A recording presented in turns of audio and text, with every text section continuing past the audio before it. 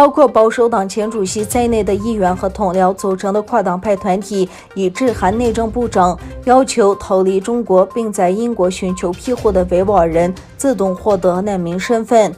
一封由自由民主党人士准备，由保守党、工党、苏格兰民国党和绿党的44名议员和同僚签署的信，呼吁政府具体承诺自动为所有逃离中国宗教破坏的维吾尔人给予难民身份。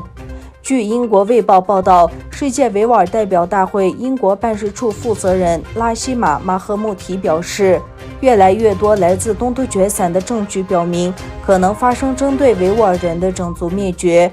鉴于他们所面临的风险，英国应自动给予所有维吾尔族寻求庇护者难民身份。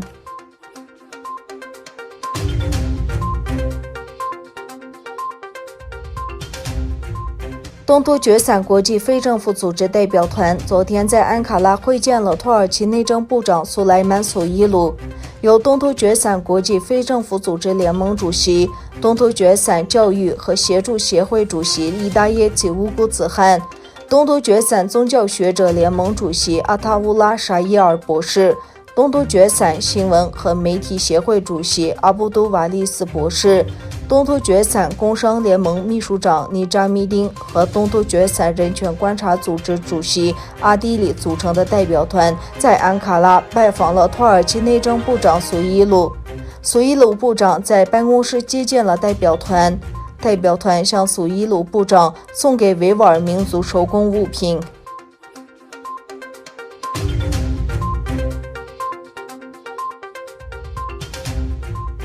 美国财政部网站8月7日公布制裁破坏香港自治的中港官员11人名单。为了惩罚破坏香港自治和自由的中港官员，美国总统特朗普之前已经签署了制裁中港官员的政令。这11名被制裁的官员包括香港特首林郑月娥、现任香港警务处处长邓炳强、前香港警务处长卢伟聪等中国以及香港当地官员。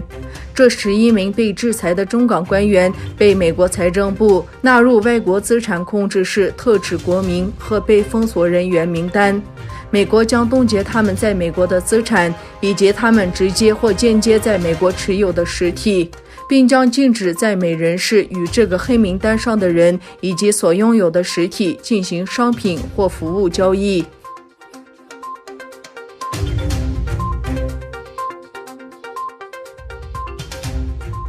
美国高层情报官员对中国、俄罗斯和伊朗干预2020年美国总统大选表示担忧。美国国家反间谍与安全中心主席比尔·艾维尼纳星期五说，美国情报部门的评估是，中国希望特朗普不再当选，俄罗斯正在试图诋毁民主党人拜登，而伊朗正在试图破坏美国的民主机构。艾维尼纳在一份声明中提供了美国情报部门对11月总统大选面临的威胁的最新评估。艾维尼纳说，中国认为特朗普不可预测，不希望看到他连任。他指出，在11月美国大选之前，中国一直在扩大他的影响力活动，试图影响美国的政治走向，并对其看作是反对北京的政治人物施加压力。他在声明中写道，尽管中国将继续权衡采取咄咄逼人的行动的风险和好处，但在过去几个月里，中国对现任行政当局应对武汉病毒疫情、关闭中国驻休斯顿领事馆以及在其他问题上采取的行动越来越多地提出批评。